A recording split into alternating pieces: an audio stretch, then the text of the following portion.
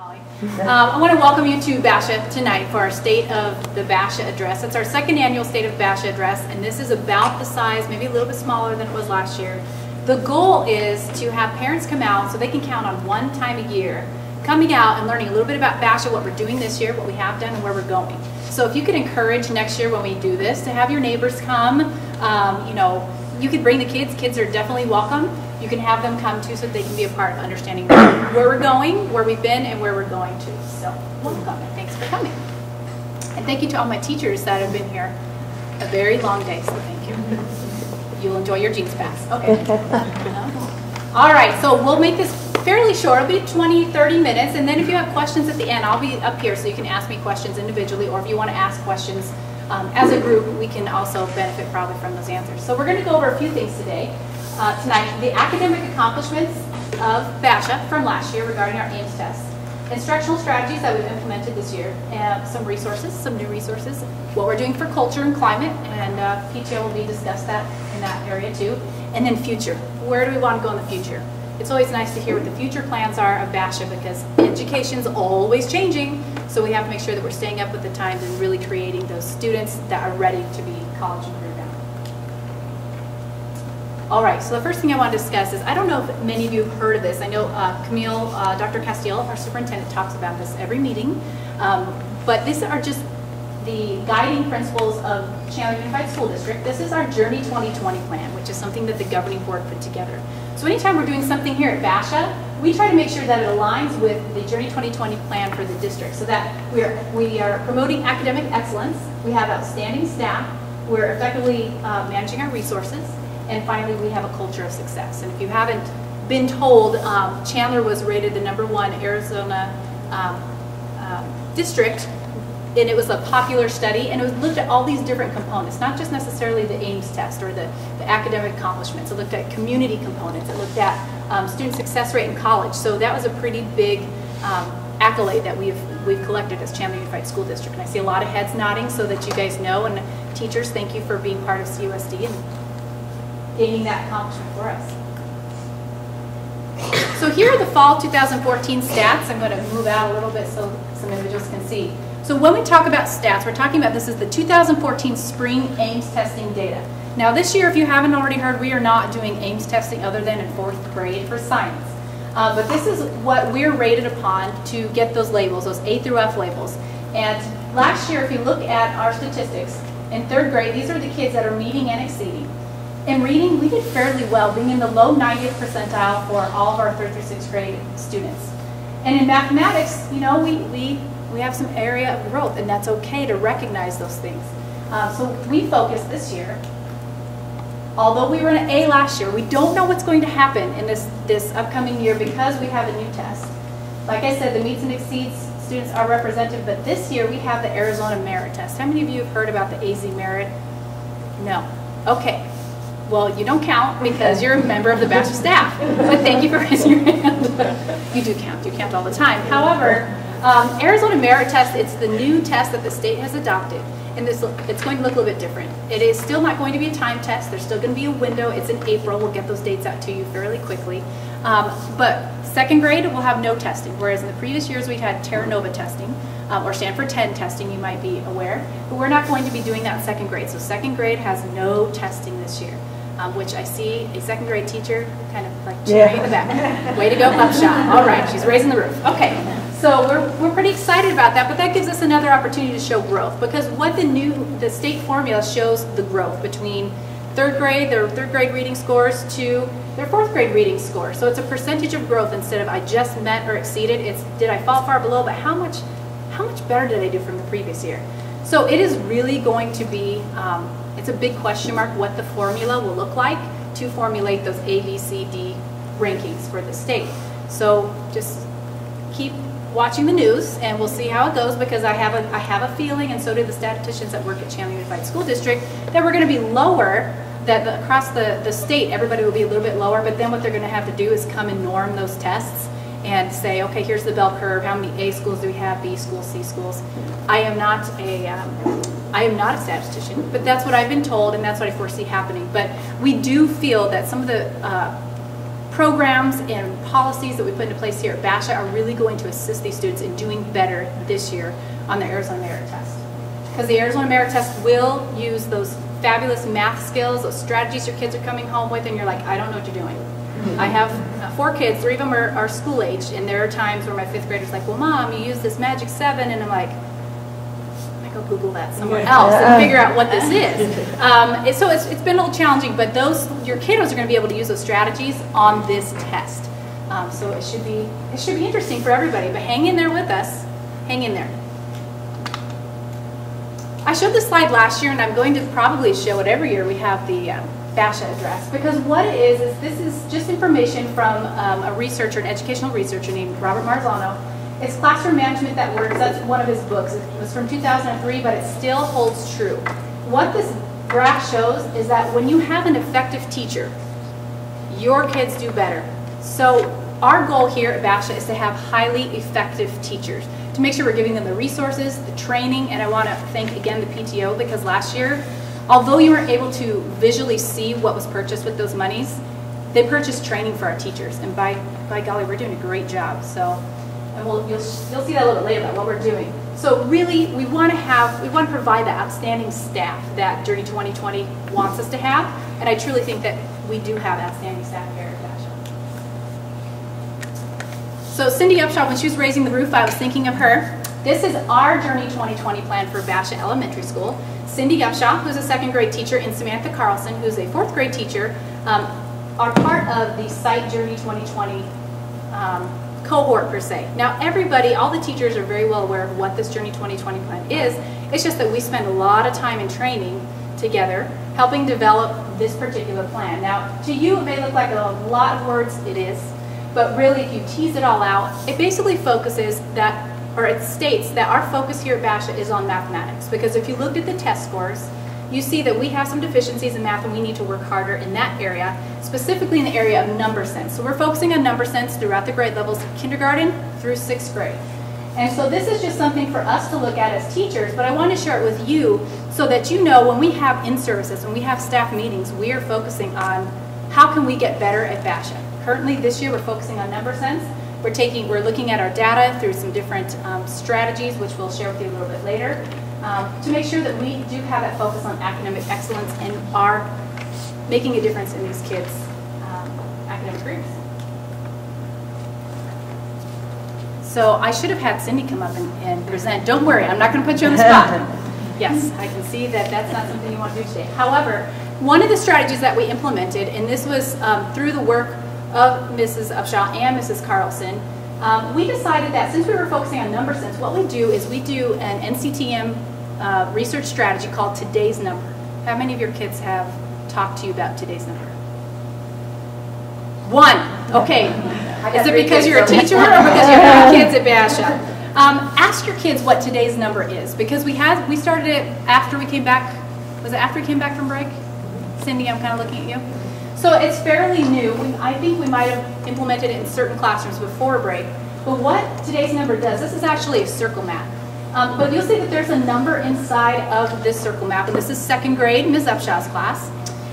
Today's number was 99 because it's the day before the 100th day of school. So the kids are super excited. My kindergarten thinks like there's gonna be a party or something, or like we're gonna have like fireworks for the 100th day of school, and I'm like, okay, Jansen, all right, we're gonna have a lot of fun. So what we do is the teachers ask students to represent the number 96 in any given way. So it's that free thought for those kiddos to represent 96. And the nice way that Mrs. Upshaw did today's number, and most of our staff members do, is each individual will get a Post-it note. So what they get to do is the student will get to write down how to represent today's number. So maybe I want to write 90 plus 6. That's one way to represent it. If you can see, let's see if my little, well, that now didn't work. Okay, that was supposed to be the little red light, but let's pretend the red light's up there. They can also draw Cuisenaire rods like the 10s and the 1s for some of our lower grade levels. For the upper grade levels, if you have a child in Ms. Rashawn's class who's in 6th grade, she teaches 6th grade, they were doing some infinitely odd like quadratic equations with like exponents to get today's number. So it really allows itself to differentiate from kindergarten through 2nd grade. And then if you have a child that really needs to draw out what 96 is versus a subtraction problem or distributed properties. They're able to do that. And they're able to, everybody's able to show what they know up there. So it's pretty neat. And it just creates a better sense of number sense. And we talked last year about thinking maps. Okay, now here's, hopefully everybody raises their hand. How many of your kids have talked about thinking maps at home? Okay, yes, all right. So it's been 1 full year of implementation because we implemented it in January of 2014 and now here we are, January 2015. And I think I want to say thank you to the teachers, truly, because your kids would not be coming home and talking about thinking maps unless the teachers truly believed in thinking maps and they implement it with fidelity. Because what we do, in January of 2014, we took 1 week to teach 1 of the 8 thinking maps. And then what we did when they came back to school in July is we taught for a week 1 of each of the thinking maps. So first week was all circle maps, second week was all the bubble map. So we continually do that, so we're training those kids, getting those kids that maybe moved in. So we have a common language from kindergarten through 6th grade. And I think for me, the vision for me is that we have that common language so that the kindergarten teacher can be talking about borrowing, but now we call it regrouping, and so can the 4th grade teacher using the same words and the same vocabulary. So it's creating that common vocabulary of, oh, I can do a circle map, I can do a double bubble. And it shows right there the 8 maps and what they, what is the thinking process. So like the circle map, which is at the top, it's defining in context. And you'll see a lot of kindergartners use this, you'll see in today's number, but that's sort of the lower level thinking. Then we get all the way up to where you can actually see analogies, use cause and effect, and it gets pretty neat. If you walk around our campus right now, and probably throughout the school year, we're going to be displaying our thinking maps and what the kids are doing in the classroom as it relates to thinking maps. I believe that the PTO spent, I want to say, upwards of $10,000, about $10,000 for this training in January. And I want to thank the PTO again because truly, although you can't visually see what the PTO purchased, they purchased a lot of knowledge for our staff, and they're imparting that onto your children. So it's a pretty amazing plan. We're excited, the teachers are excited, and when you have teacher buy-in, the students get excited. And then when you have a student in your office and they're trying to figure out why they did this thing that they did, you can use the thinking map, the cause and effect map. We do that occasionally sometimes. And what will be really neat, how many of your kids have ever used a thinking map at home when they're trying to describe something? Okay, or they're using it at home, so this is making sense to them. I have examples of thinking maps that are really funny, but they also are a little inappropriate for the audience. But what I'm saying is they are starting to think and use their own thoughts to graphically organize themselves. Because I use a list, that's the way I keep myself organized, but your kids, maybe when they're 30, 40, 50, they might be drawing a thinking map. So we are so into thinking maps. If you walk down the main hallway as you leave, tonight, just take a look. This was actually, I believe, a week ago, and I think there are more pictures up there. Our thinking map family, the trainer of trainers are Samantha Carlson in 4th grade, Marcy Kraska was in 5th grade, and Katie Bailey, who's in 2nd grade. So those 3 fabulous trainers, they're our teacher of trainers, which also the PTO funded for them to go to several trainings so they could be coming back to our campus and train us even more and more. So every time we have a professional development day, or your kids have the days off after spring break or for holiday break, we're focusing on thinking maps just a little bit more. An hour there, 2 hours there, and learning a little bit more. But they were so excited about thinking maps, they went to a training and they said, we need to be more visual with thinking maps. So Mrs. Bailey came to me on behalf of the team and said, can we do a tree map of all the batch of staff and family on this tree map, which classifies the grade level and the visual representation of the teacher and their family? And I said, sure. And believe it or not, it's one of the most interesting conversation pieces because the kids love to see the teacher with their kids or their family. And even Mrs. Boyd has one when she was younger with her mom and dad. And it's just really sweet. So take a look at that. That's a tree map, and that just shows you how committed we are. And thank you again, if I haven't said enough, to the PTO for funding this. Some more thinking maps. This is also Mrs. Bailey's classroom. I'm not really trying to highlight just Mrs. Bailey's, just some of these amazing thought processes that these kids are going through. So this is 2nd grade, and if you actually look closer, the middle, this is a multi-flow map, as they've labeled it, but they went to the Revolutionary War reenactment, so that was their event, and then they talked about what led up to the Revolutionary War and what were the outcomes. So it's pretty neat. I get excited.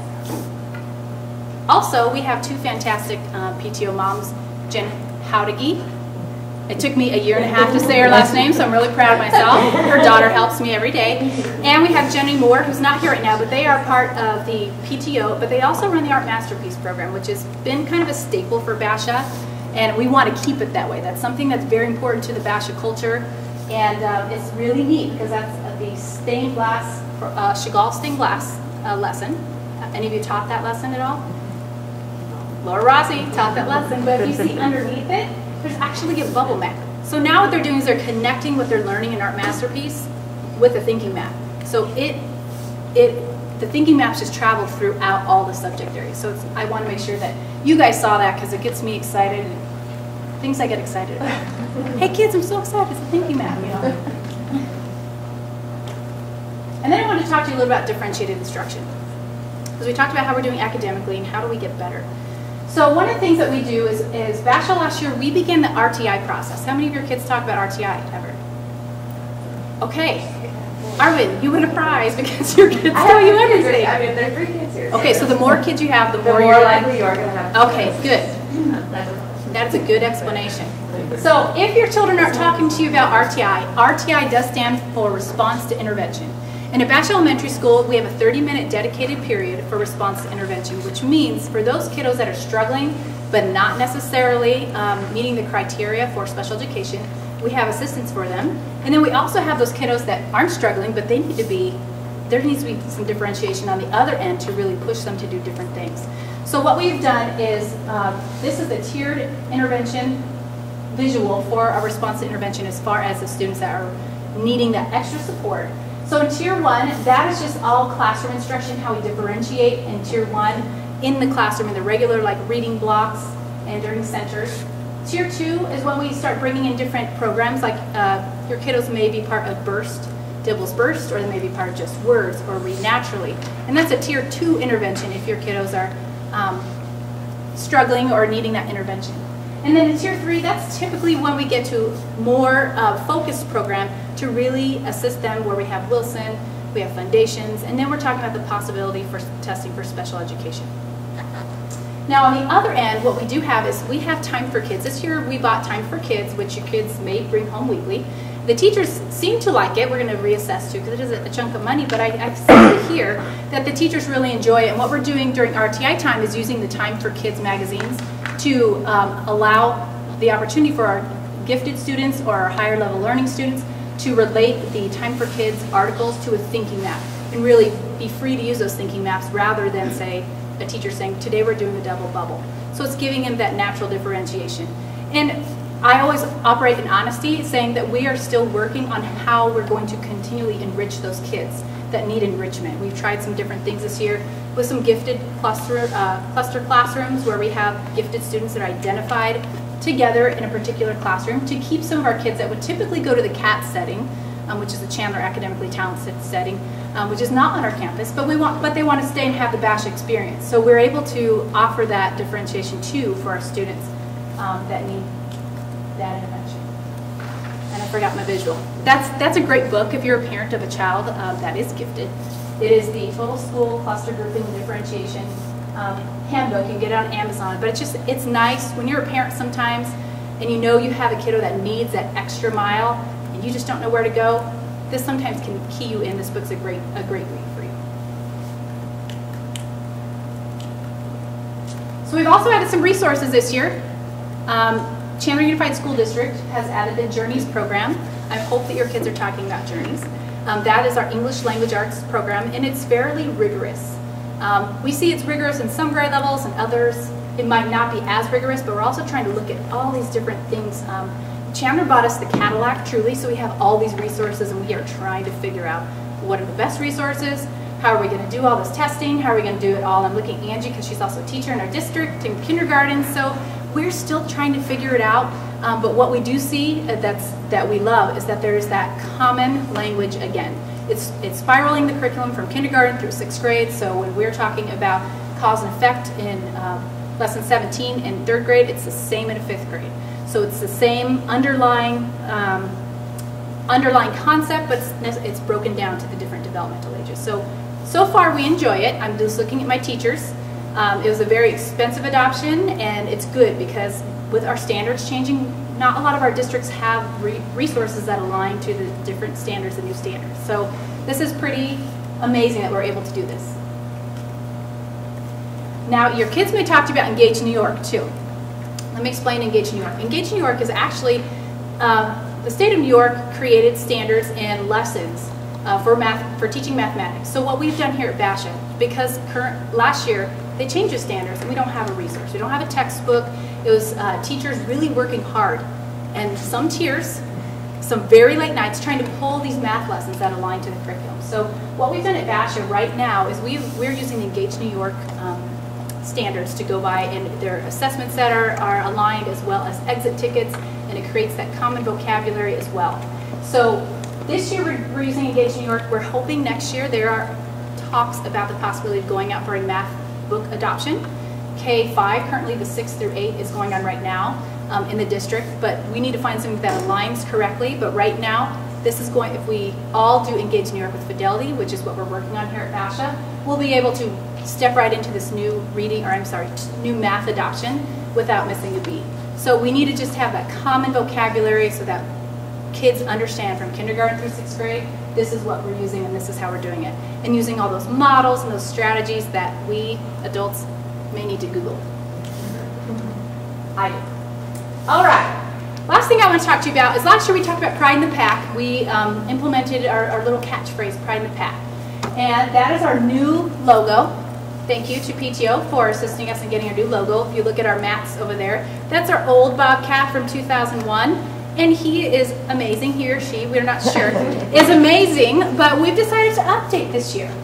And something else that the kids have done, I don't know if they've told you this too, because there's so many things going on at Basha, and my kids don't go to Basha, but they do go to Chandler School, and they only tell me about what happens at lunch. So that's why this is very important today.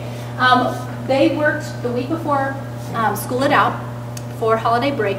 They were going through their library rotation, and they were writing down the name that they want us to name the Bobcat, our new Bobcat. So Friday, ask your children what the name of the new Bobcat is, because we're going to announce it on the morning announcements through Media Club. So Pride in the Pack, P stands for positive, achieving, compassionate, kids. Okay, now I'm going to ask this, and I hope all the hands go up. How many of you have heard this at home?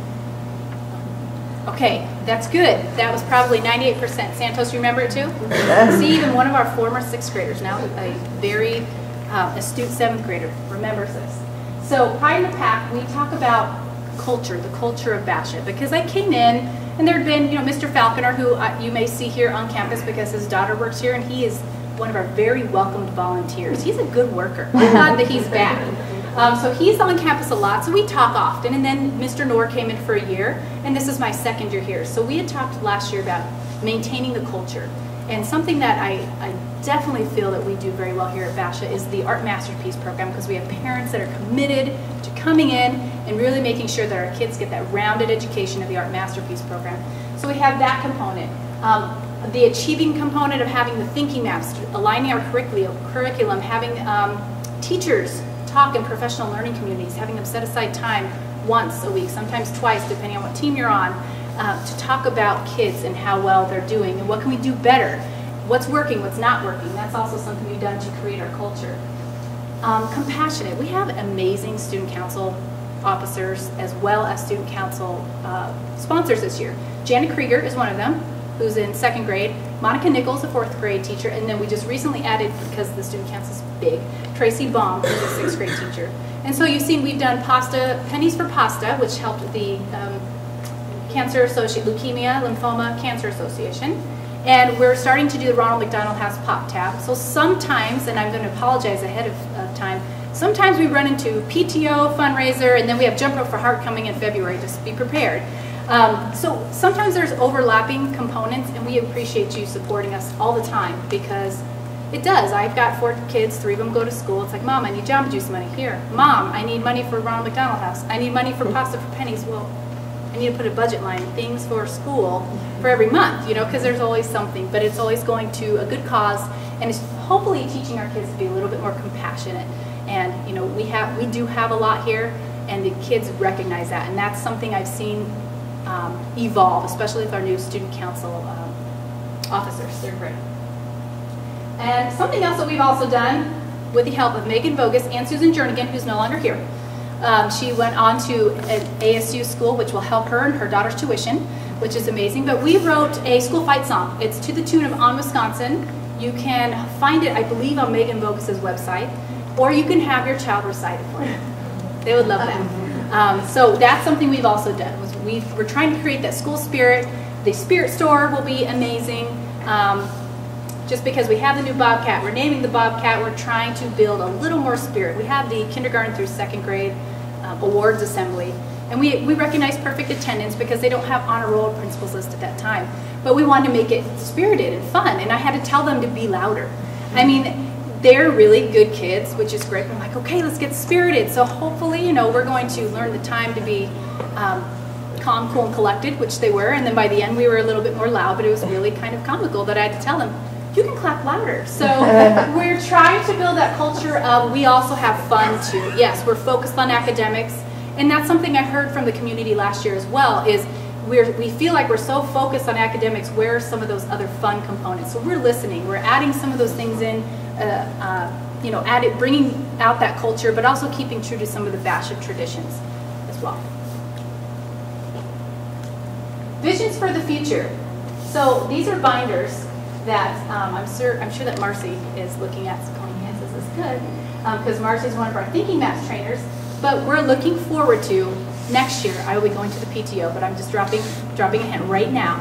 And we're going to be asking for some funds to move forward with the Thinking Maps to write from the beginning. So it's translating those thinking maps into the writing process, because the deficiency we're starting to see, and I don't know if you see it at home either, is when the students are starting to organize themselves in a writing piece that's more than 3 paragraphs, or it could even be 3 paragraphs, they're having a hard time with the brainstorming component and the organization of it all, and the plot and some of the flow of the sequencing of their writing. So this particular program would assist us in our writing scores and just kids being better writers.